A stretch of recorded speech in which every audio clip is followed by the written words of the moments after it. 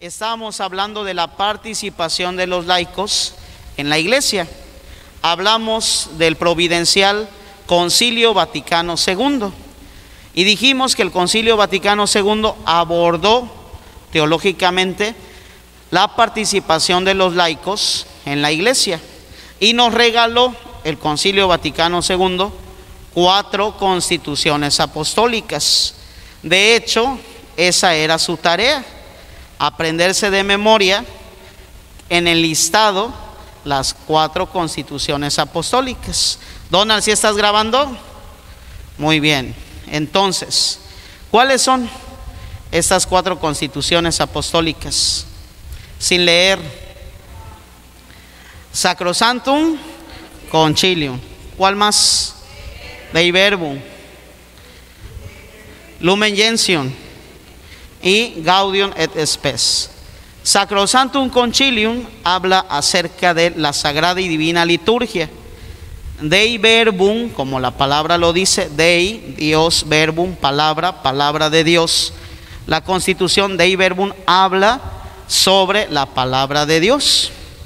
Lumen Gentium, lumen, luz, gentium, gente, la luz de las gentes, habla sobre la iglesia y sobre la constitución de la iglesia, cómo está constituida la iglesia. De hecho, en Lumen Gentium se nos recuerda que la iglesia no es una institución piramidal, sino es una institución circular, porque todos cuentan y todos dentro de la iglesia tienen una participación. Y la última constitución que se aprobó fue Gaudium et Spes. ¿Qué significa Gaudium et Spes? Los gozos y las esperanzas. Eso significa. Esta constitución habla acerca de la vida pastoral de la iglesia y cómo la iglesia debe estar en constante diálogo con el mundo para poder evangelizar al mundo. De eso habla esta constitución. Entonces, ¿cuáles son estas 4 constituciones? Sin ver la libreta. Sacrosanctum Concilium, Dei Verbum, Gaudium et Spes y Lumen Gentium. Muy bien. Sacrosanctum Concilium. Sacrosanctum Concilium nos habla desde el numeral 7 acerca de la liturgia y cómo los laicos deben participar dentro de la liturgia. La participación de los laicos, según Sacrosanctum Concilium, debe tener 3 características. La participación de los laicos debe ser consciente, activa y fructuosa. Así debe ser la participación de los laicos en la liturgia: consciente, activa y fructuosa. Consciente, ¿por qué? El laico, cuando participa de la misa, debe estar consciente del misterio que está celebrando. El laico debe estar consciente del misterio en el cual está participando. Y para tener conciencia de lo que estoy celebrando, necesito tener un conocimiento previo de lo que estoy celebrando. Es, por lo tanto, muy importante la formación. Un laico que está formado va a poder participar de manera consciente dentro de la misa, porque el laico va a tener conciencia de lo que se está celebrando, de los signos que se utilizan dentro de la misa y qué significa cada momento dentro de la misa. Por eso, para estar conscientes de lo que celebramos, necesitamos estar formados, porque de repente los laicos ven al sacerdote que salió revestido de color rosa. ¿Ahora qué le pasó al padre? ¿Se siente la pantera rosa? ¿O qué movimiento está apoyando? ¿O de seguro está ahorita por la campaña en contra del cáncer? ¿Por qué está vestido de color rosa? Sí, sabemos el significado del color rosa dentro de la liturgia. Vamos a estar conscientes del por qué y del para qué el sacerdote está utilizando ese color dentro de la liturgia. Por eso, para estar conscientes es necesario siempre estar bien formados. El laico debe participar en la misa de manera consciente. ¿Por qué me pongo de rodillas? Tiene un significado ponerse de rodillas. ¿Por qué cuando se va a proclamar el evangelio me pongo de pie? Tiene un significado. A ver, ¿por qué nos ponemos de rodillas dentro de la misa? Porque el gesto corporal de estar de rodillas significa adoración. Eso significa ponerse de rodillas, adoración. Y siempre nos ponemos de rodillas dentro de la misa. ¿En qué momento? En el momento de la consagración. ¿Por qué? Porque estamos adorando a Jesús, que se está haciendo presente en la hostia consagrada. Siempre el gesto corporal de ponerse de rodillas significa adoración. También otro gesto corporal que significa adoración es el de postración. ¿Dónde vemos este gesto corporal muy evidente? En las ordenaciones sacerdotales, episcopales, diaconales, en el sacramento del orden. El que se va a ordenar, el que va a recibir la ordenación, se postra ante el obispo. Es un gesto de adoración, de humildad, de abajamiento. Cada cosa dentro de la liturgia tiene su significado, su qué y su para qué. Por ejemplo, dentro de la misa, ¿por qué se utiliza el incienso? ¿Ustedes saben por qué se utiliza el incienso dentro de la misa? Porque el incienso, el humo del incienso, representa nuestras plegarias, la plegaria de todo el pueblo, la oración de toda la comunidad, que como incienso sube, se eleva ante la presencia del Señor. Nuestra oración es para Dios un incienso agradable, un aroma precioso. Y nuestras oraciones en la misa suben, se elevan por medio del sacerdote a la presencia del Señor. Es por eso que utilizamos el incienso. Y también para dignificar el área sagrada donde se está celebrando el sacrificio de la Eucaristía. No tiene un sentido chamánico, ¿no? Sino tiene un sentido más bien espiritual. ¿Vamos bien? Todo dentro de la misa tiene un significado, un qué, un para qué. Por eso la participación de los laicos dentro de la liturgia tiene que ser consciente. El laico debe saber lo que significa cada momento, cada gesto, cada signo, cada símbolo. También la participación de los laicos, según Sacrosanctum Concilium, tiene que ser una participación activa dentro de la liturgia. Esto ya se los decía la vez pasada. Cuando una persona viene a misa, no viene a oír misa, sino a participar de la misa. El laico participa dentro de la misa. Algunos laicos participan dentro de un ministerio, de colector, de lector, de salmista, de monitor, pero toda la asamblea participa con sus plegarias, con sus oraciones, con sus respuestas.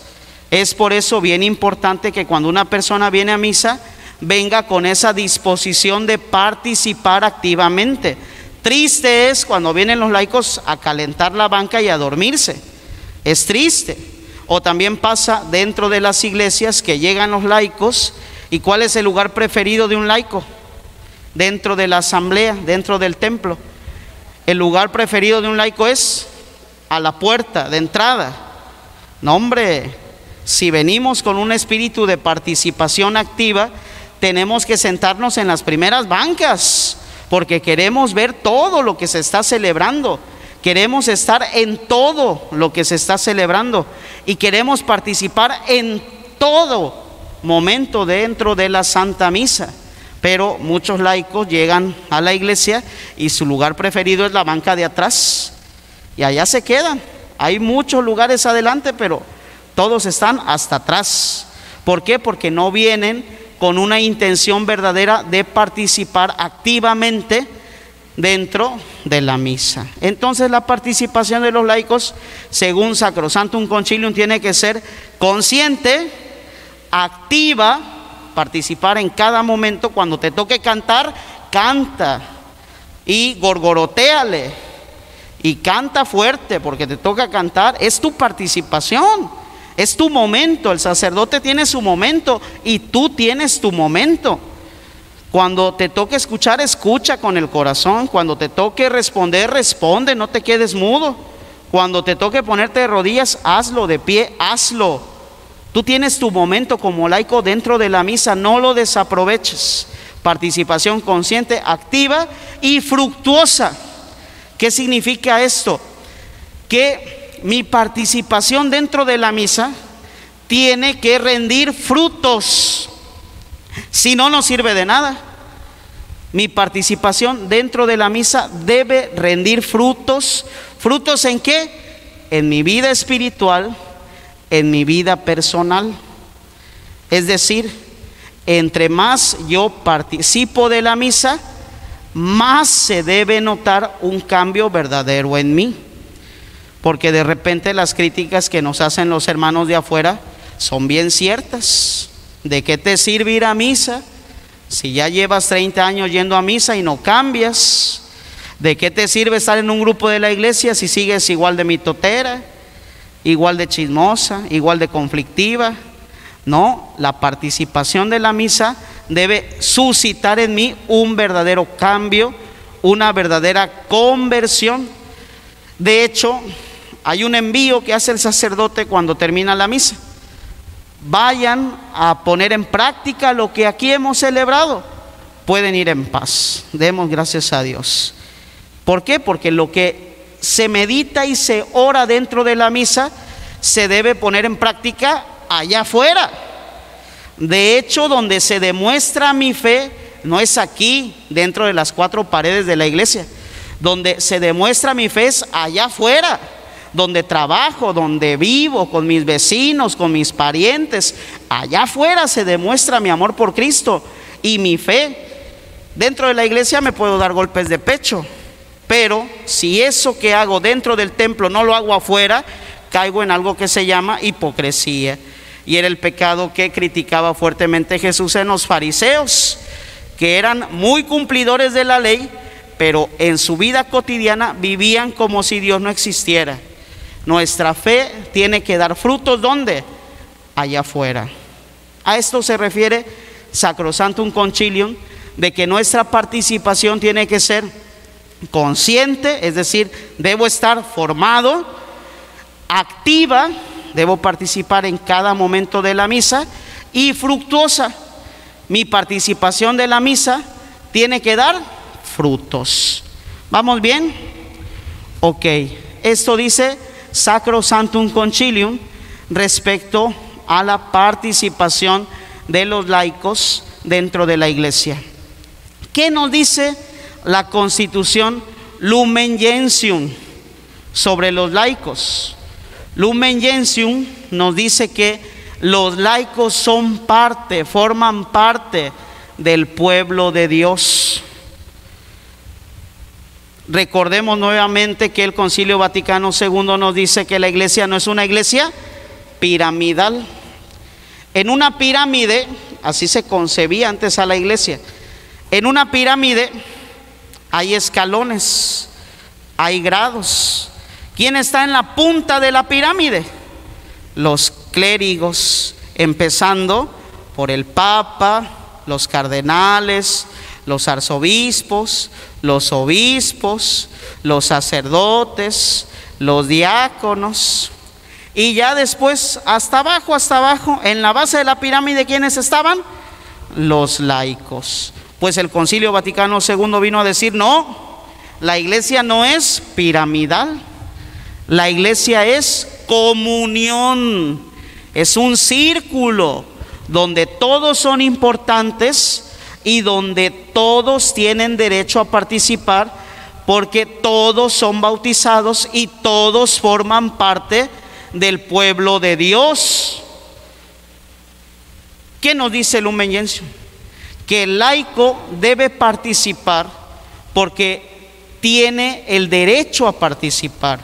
Y tiene el derecho a participar porque forma parte del pueblo de Dios gracias a su bautismo.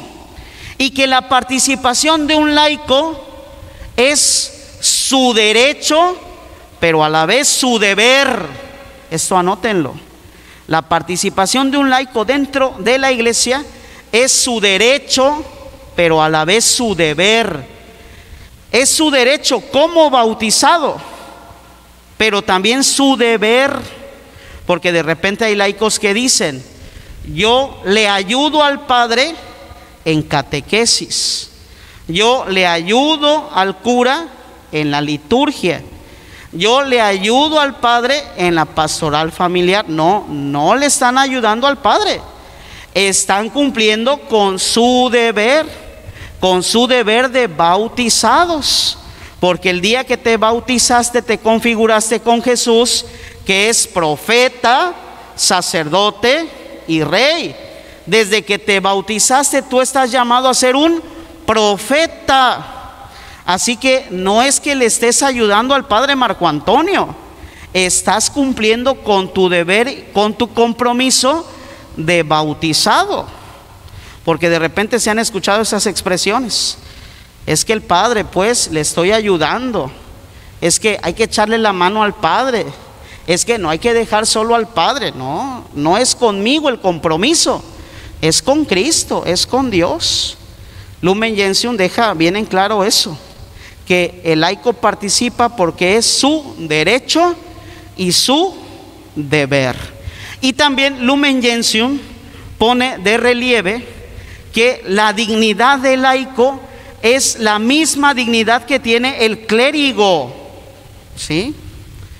Aunque con diferente función y diferente responsabilidad.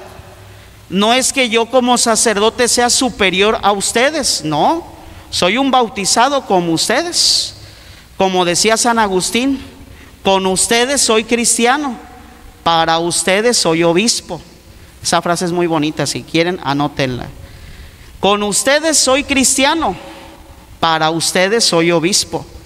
Es lo que dice Lumen Gentium. Un clérigo no es más que un laico, es, al igual que un laico, un bautizado, aunque tiene una diferente responsabilidad, una diferente misión, una diferente encomienda. ¿Eso qué quiere decir? Que lo que nos hace diferentes no es nuestra dignidad, sino nuestra responsabilidad, nuestra misión, nuestra encomienda. Tú tienes la misma dignidad que el Papa, tú tienes la misma dignidad que el cardenal, que el arzobispo, que el obispo, que el padre Marco Antonio, pero tú dentro de la iglesia tienes una diferente encomienda, una diferente misión. Mientras a nosotros como clérigos nos toca pastorear al rebaño, a ustedes como laicos les toca anunciar el evangelio en el mundo. En los lugares donde no llega un sacerdote, llega un laico. Es lo que nos dice Lumen Gentium. Eso se los voy a preguntar en un examen. ¿Qué dice Sacrosanctum Concilium sobre la participación de los laicos? ¿Qué dice Lumen Gentium sobre la participación de los laicos? Ya les dije muchas cosas. Otra constitución, Dei Verbum. ¿Qué dice Dei Verbum sobre la participación de los laicos? Recordemos que Dei Verbum habla acerca de la palabra de Dios y deja en claro Dei Verbum que el laico debe ser asiduo lector de la palabra de Dios. Esto dirán: padre, pero ¿esto qué novedad tiene? Para el Concilio Vaticano II fue una gran novedad, porque antes los laicos no tenían acceso a la Biblia. La Biblia solo se reservaba a los clérigos. Los clérigos eran los únicos que podían leer las Sagradas Escrituras. A partir del Concilio Vaticano II, la Iglesia pide que todos los laicos tengan acceso a la palabra de Dios y que todos los laicos sean lectores asiduos de la palabra de Dios. Y con esto el Concilio Vaticano II aprueba que los laicos puedan proclamar la palabra de Dios en cada misa. Ojo, proclamar, no leer, porque la palabra de Dios se proclama, no se lee. Se lee un libro de Paulo Coelho, un libro cualquiera, un recetario de cocina, una novela de Gabriel García Márquez. La palabra de Dios se proclama porque es una palabra viva. Tú como lector le prestas tu boca, tu lengua, tus cuerdas bucales al Señor para que por medio de ti la palabra viva que es Dios hable a su pueblo. Tú le estás prestando tu boca a Dios para que Dios haga llegar su mensaje a su pueblo. Por eso cuando tú te subes al ambón, ¿cómo se llama esto? Ambón. ¿Cómo se llama? ¿Cómo se llama? Es parte de la formación, se llama ambón, donde está y donde se proclama la palabra de Dios, el ambón. Proclamar. Por eso quítense de su lenguaje, voy a leer la palabra de Dios. No, voy a proclamar la palabra de Dios. Me toca proclamar la primera lectura, voy a proclamar la primera lectura. Me toca proclamar la segunda lectura, voy a proclamar la segunda lectura. Me toca hacer el salmo, voy a proclamar el salmo porque también el salmo es palabra de Dios. El salmo es palabra de Dios. Siempre que una persona se sube al ambón, le está prestando su boca a Dios para que Dios haga resonar su mensaje a todo su pueblo. Por eso la palabra de Dios no se lee, se proclama, se proclama.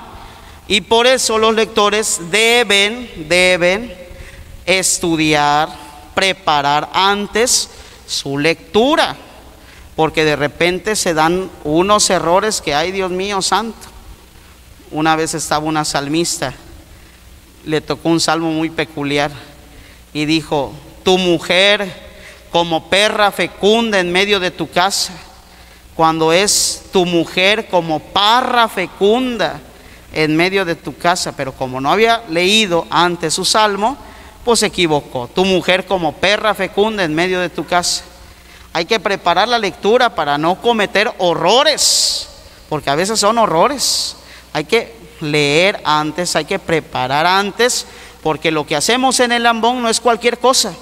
Lo que hacemos en el ambón es prestarle nuestra boca al mismo Dios. Así que Dei Verbum habla de eso, de que el laico puede participar dentro de la misa proclamando la palabra de Dios, y también ya va vislumbrando, va siendo un antecedente Dei Verbum para que dentro de la iglesia existan los lectores laicos y existan también los celebradores de la palabra. Ya Dei Verbum va siendo un antecedente para que la iglesia apruebe que laicos puedan ser celebradores de la palabra. ¿Y quién es un celebrador de la palabra? ¿Quién es? Es un laico. ¿Sí? Hay que hacer aquí una clara diferencia, porque de repente nuestro pueblo a todo mundo le dice padrecito. Ya la gente ve que un laico se sube al altar, ya le dicen padrecito. Oye, padrecito. Y no todos son padrecitos.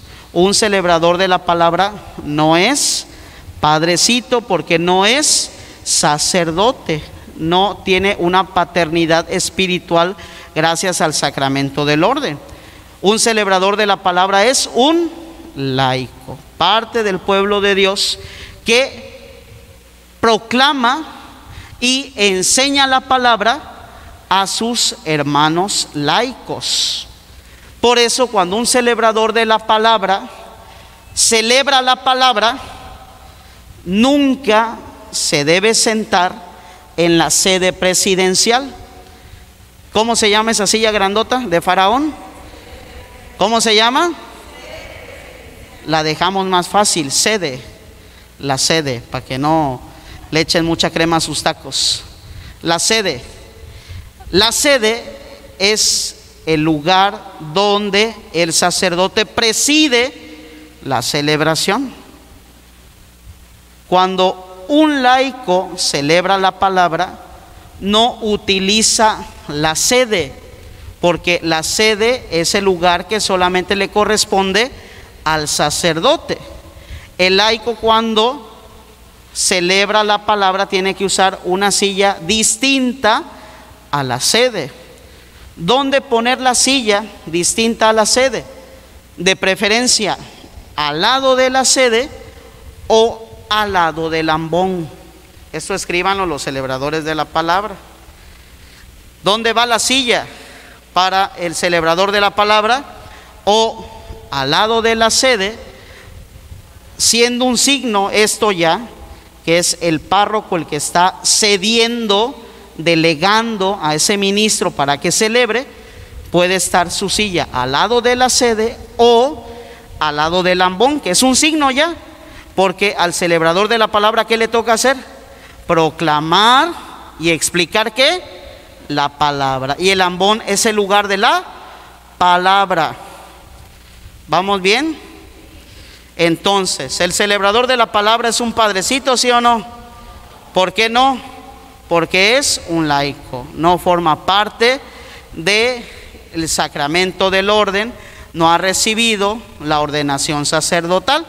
Es un laico que por lo regular es un hombre casado y un hombre de una moral probada, ¿sí? No cualquiera puede ser celebrador de la palabra. Un celebrador de la palabra tiene que ser ejemplo de fe para la comunidad. Tiene que ser modelo de vida cristiana.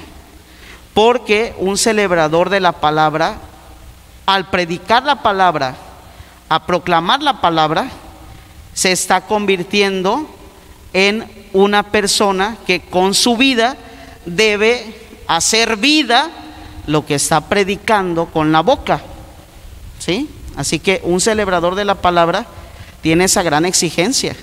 Un celebrador de la palabra tiene que ser modelo y ejemplo de fe para la comunidad. Por eso no podemos elegir como celebrador de la palabra a un hombre que sea mujeriego, que parezca colibrí, que ande de flor en flor. Tiene que ser un hombre de moral probada, o una persona que tenga vicios, que digan: ve, el celebrador terminó de celebrar y ya está en la parroquia. ¿Cuál parroquia? La cantina de acá afuera, que así se llama la parroquia. No, un celebrador de la palabra tiene que ser modelo, ejemplo de vida cristiana para la comunidad, porque un celebrador de la palabra puede ser un buen predicador y se puede saber las citas bíblicas de memoria, pero si no vive eso, si da un mal testimonio, de nada sirve. Un celebrador de la palabra tiene que ser edificación para la comunidad, no motivo de escándalo, ¿sí? Entonces, Dei Verbum ya da cabida a la existencia de los celebradores de la palabra. Aquí en la comunidad pues tenemos a Felipe, que es celebrador de la palabra. También nuestro hermano Mario, que va a ser celebrador. A ver, alce la mano, Mario, para que te conozca. Muy bien, para que si le saben algunas cosas me dicen, por favor. Algún trapito sucio que tenga por ahí. Aquí el hermano Timoteo también. A ver, Timo, alza la mano. Ahí está, celebrador de la palabra. El hermano también Alberto, aquí está, celebrador de la palabra. Pues ellos son celebradores de la palabra. Y pues bueno, todavía no los hemos delegado, pero ya desde ahora deben llevar una vida irreprochable. Claro, somos seres humanos y todos tenemos errores, todos tenemos flaquezas. Con nuestras flaquezas, con nuestros errores, queremos servir al Señor, pero sí esforzarnos todos los días por ser mejores cristianos. ¿Vamos bien entonces? Sacrosanctum Concilium, Lumen Gentium, Dei Verbum, Gaudium et Spes. ¿Qué dice Gaudium et Spes sobre la participación de los laicos?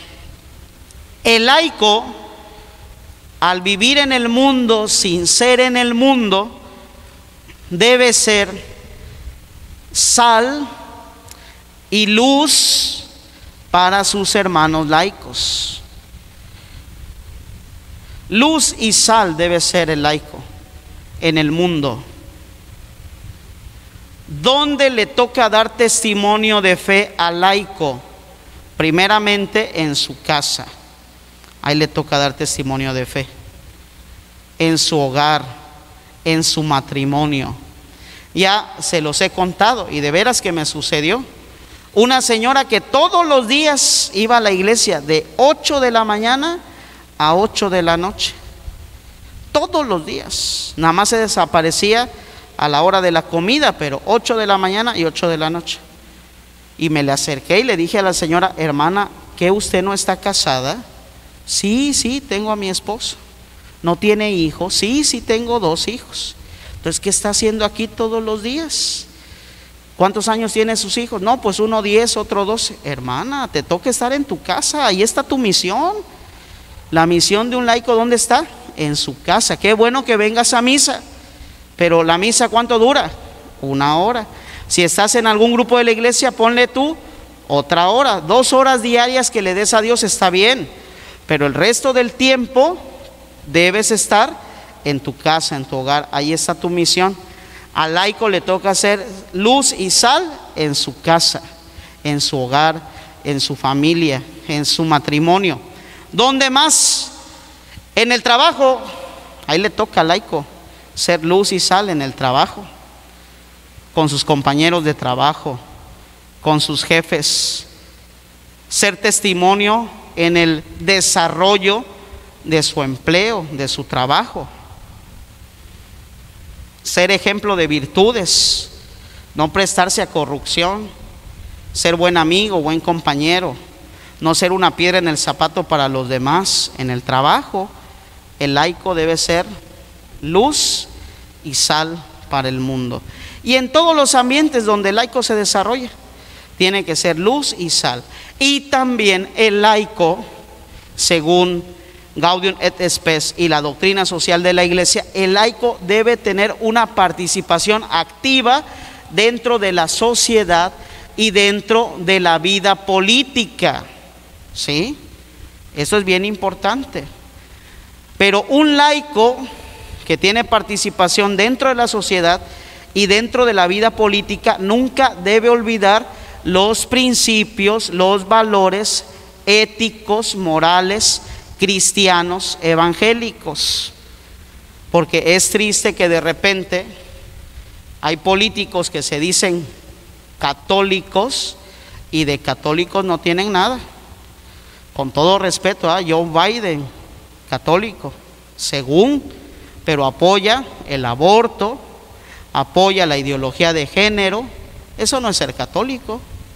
Un católico, aunque esté ostentando un cargo público, no se debe olvidar un católico de los principios éticos, morales, evangélicos, porque al laico le toca eso, ser luz y sal en esos ambientes, hacer la diferencia en esos ambientes, donde el sacerdote no puede llegar, donde el religioso no puede llegar, llega el laico, pero su participación tiene que ser conforme a la propuesta del evangelio. ¿Cómo vamos ahí? Bueno, entonces ya quedó la participación de los laicos en estas 4 constituciones. Es una embarradita. Una sola iglesia, la cual yo formo parte, que es santa, católica, romana y apostólica. Dijiste eres Pedro, o sea tú eres piedra, y sobre esta piedra edificaré mi iglesia. No hay poder que pueda vencerla, no. No hay poder que pueda con